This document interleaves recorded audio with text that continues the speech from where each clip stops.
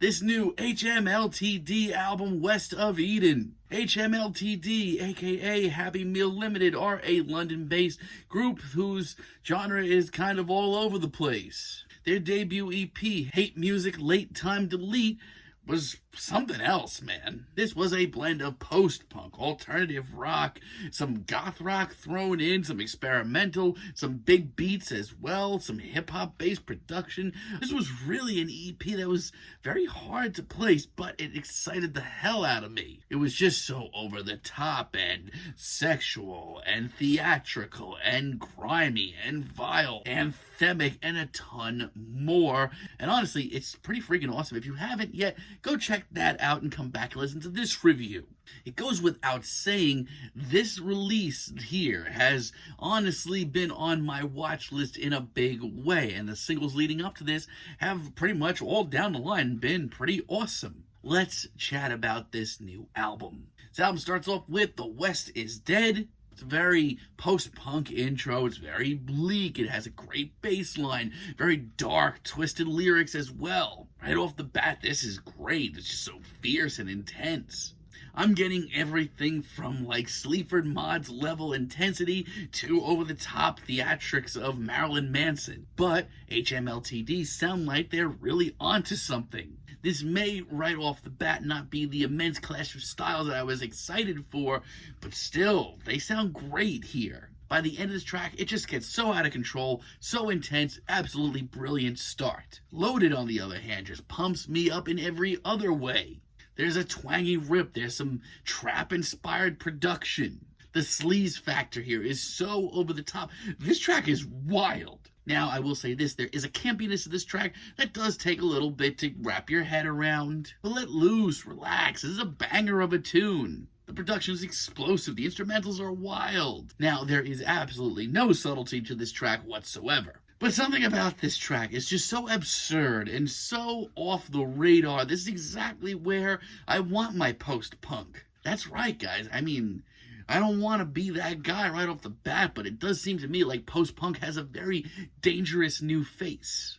149 later on is really fascinating. It's just so sleazy once again. This track just seems to slither along so seductively. Now, there is some serious callbacks to some early days of Depeche Mode here. But this atmosphere is so thick and impenetrable. And this instrumental, in a really exciting twist, just seems to be pulling in 8 different directions at once. It's really hard to keep track of. Not to mention, Tallulah Eden here actually adds a lot to this track as well. She adds this sense of mystery and a very mystic sense to this track that makes it come full circle. And once again, this track by the end of it is just this all-out calamity of a tune. It is so exciting. Joanna, on the other hand, is delightfully twisted and freakish. In a weird way, this almost gives me some My Chemical Romance, The Black Parade vibes. It's stripped down, full personality, and I really can't stop listening to it. Not to mention, it's one of the easiest to digest tracks here, and by far one of the most bizarre, and that's saying something on this album. But it's just so twisted, and I love it, and I love its follow-up track, Where's Joanna? To be honest, they have a real keen ear for these goofball, weirdo folk punk tracks. In a weird way, I'm getting influences from like the Dresden Dolls to Gogol Bordello on this track. It's twisted, it's vile, it's sick, it's everything that I loved about their first EP and then some. It's also kind of hilarious and an absolute blast. I mean, I have no idea how we've gone from where we started on this album to here now, but it's been a wild ride. If you haven't realized already, HMLTD have not only just come through with a really great post-punk album, one that doesn't seem to want to play by any rules as well. Things really start to get interesting around the time of the Ballad of Calamity James. Like, these guys are from London, but here they pulled together this slack-jawed southern instrumental that seems like it can go toe-to-toe with any other, like, alternative country acts these days. And if you're wondering if this adds anything to the album whatsoever, it actually adds a ton. It works its way into the next track perfectly and adds, like, a ton of intrigue. Speaking of the next track, To the Door is easily my favorite track here. And I don't know what inspired this track, but it is absolutely bonkers. I love the manic, out-of-control vocals and this galloping instrumental as well. I mean, I have no idea what possessed them to make this track that is dripping in southern swag. but they pull it off like way, way, way too well for their own good. It's got a ton of sass and attitude and this flamboyant energy out of nowhere, which I actually am glad that it's shown up. And then out of nowhere, this track just turns into this slow motion rave powered by this big booming beat, which is only just broken up by this galloping instrumental. Once again, this track is awesome. These are the sort of risks that are going to keep me interested and more importantly is going to make HMLTD last. Satan, Luella, and I is also one of my favorite tracks here,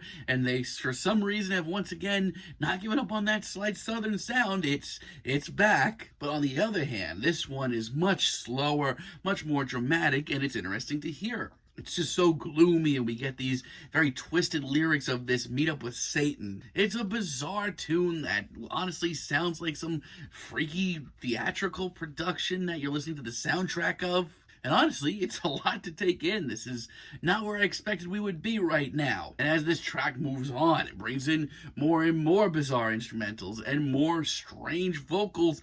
Things just get even harder to take in, but it is so much fun. I mean, this is an absolute journey of a tune that goes well over 6 minutes, which from a distance worried me, but this works. Why is one of the oddest tracks here by far. Between this atmosphere that is just so incredibly tense, like you can't cut anything through this thing, and the strangest vocals on the entire album, I didn't know what to think of this at first. But it eventually opens up in this very lush instrumental that I'm kind of floored by. It's beautiful and it's heartfelt, but it's also so hard to wrap your head around and so freakish. It's just another really oddball risk that does pay off. Death Drive, on the other hand, is kind of along the lines of what I did expect to hear from them here. It's a very upbeat, driving post-punk jam. The vocals are also especially commanding here. Love that. This is so much so of what I expected going into this. I honestly was kind of let down by this track at first. Thought it was a little tame. But between the blasts of production and these tortured bluesy vocals, I feel like I'm in some weirdo alternate reality version of the Roadhouse from Twin Peaks, and that was already pretty freaky. This track ends up winning me over with its freakish production and really odd risks. And Nobody Stays in Love is also really freaking fantastic. This one seems to me like the next logical left hook. It's got some funky licks, some groovy bass, and almost like a dark wave sound to it. And the vocals on this track are so much more exciting than I ever thought they could be. I didn't think the band could groove with a track like this, but here we are. And the Marilyn Manson vibes, once again, are very, very real. The way that this track just sort of creeps along, very sleazy, very sexy, yet, of course, so dangerous. This goes without saying, and if you haven't realized already, I think this is the first truly must-listen album of the year. There are a very few short middle-of-the-road tracks, but overall this album is a stroke of brilliance. Mikey's song here doesn't rub me completely the right way. This one has some big electronic elements to it, a whole lot more synths. See, the bad part about this track is it has this twinkling atmosphere that I'm not totally sold on, and the very sluggish verses aren't that special either. But even then, there is something about this track that really brings me back. Throwback instrumental, the longing lyrics, and this chorus, which is honestly one of the best here. Even when HMLTD aren't at their absolute best, this is really still not that bad. MMXXAD, though, is kind of really disappointing. I mean, they all can't be knockouts, obviously, but this track just didn't need to be here. As a matter of fact, it just kind of ruins the flow of this entire album. And Blank Slate is a little too much for me as well. There's a lot to like about this track, once again, but here, the cheesy lyrics and the southern twang and the woozy synths clash in a really awkward way. Look, this has been a nutty album with constantly shifting instrumentals and brand new influences coming in at every given moment. But for the first time here, I feel like stylistically HMLTD have pushed a little bit too far. And it's a shame because, once again, the dramatic performances are on point, and I love this larger-than-life chorus. But hey, HMLTD really do finish off this album on a big, gigantic note with War is Looming. And honestly, to me, this is where this album should end. It's a stripped-down, massively campy ballad that manages to be just super dramatic, but also really heartfelt. it just creeps along so steadily, and I love how HMLTD are once again pushing in new directions in their own way, bringing in new influences.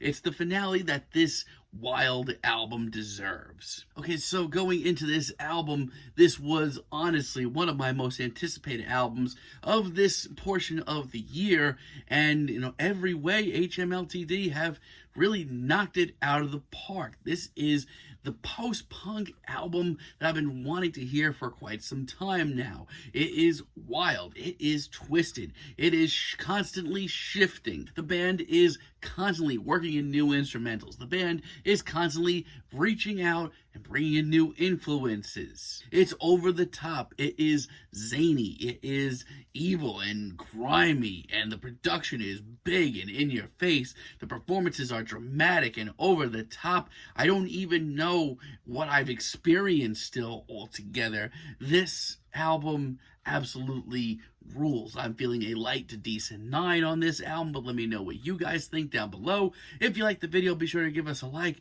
give us a subscribe, and let me know down below what you would like for me to chat about in the future. And until next time, have a great day, guys.